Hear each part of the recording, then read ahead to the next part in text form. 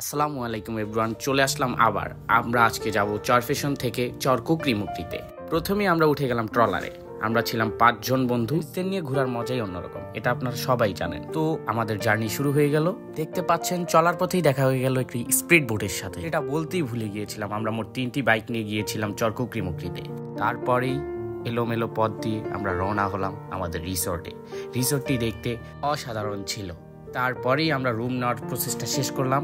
কিছুক্ষণ রেস্ট নেওয়ার পরেই আমরা বেরিয়ে পড়লাম গ্রামের মেঠো আঁকাবাঁকা পথ দিয়ে ঘুরতে। এই যে দেখতে পাচ্ছেন, আমরা এখন আছি জঙ্গলের ভিতরে। চর কুকরিমুকরিতে গিয়েছি, আর এটা তো হতে পারে না যে নৌকাতে ঘুরবো না। নৌকাতে কিছুক্ষণ ঘোরাফেরা করে আমরা আবার রওনা দিলাম আমাদের রিসোর্টের দিকে। আসার পথেই দেখলাম একটি ভাঙা ব্রিজ, ওই জায়গায় কিছুক্ষণ দাঁড়ালাম। তারপর কিছুক্ষণ আমরা প্রাকৃতিক সৌন্দর্য উপভোগ করলাম।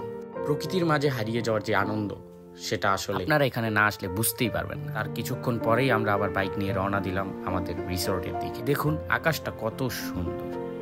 যাওয়ার পথেই কিছু ক্লিপস নিয়ে নিলাম, দেখুন আপনারা তাই উপভোগ করুন এখন। তারপরেই আমরা কিছুক্ষণ মেঠো পথ দিয়ে হাঁটলাম। গ্রামের দোকানগুলো আসলে অনেক সুন্দর। আমরা জঙ্গলের ভিতরে ঢোকার জন্য রওনা দিলাম। তার কিছুক্ষণ পরেই আমরা জঙ্গলের ভিতরে চলে গেলাম। জঙ্গলের ভিতরেই আমরা দেখতে পেলাম একটা মাকড়সার জাল, আর আমরা কিছুক্ষণ এই দিকে মজা মাস্তি করলাম। তার পরবর্তীতে আমরা উঠে গেলাম ঝুলন্ত ব্রিজে। ঝুলন্ত ব্রিজে উঠলে আসলে ভয়ই করে। এখন আপনাদের বলি, যদি আপনারা চর কুকরিমুকরিতে আসতে চান, খুব সহজেই আসতে পারেন। চরফেশন ভোলা থেকে আপনারা বাস নিয়ে অথবা সিএনজি নিয়ে অল্প খরচে কুকরিমুকরিতে আসতে পারেন। এখানকার সৌন্দর্য অপরিহার্য।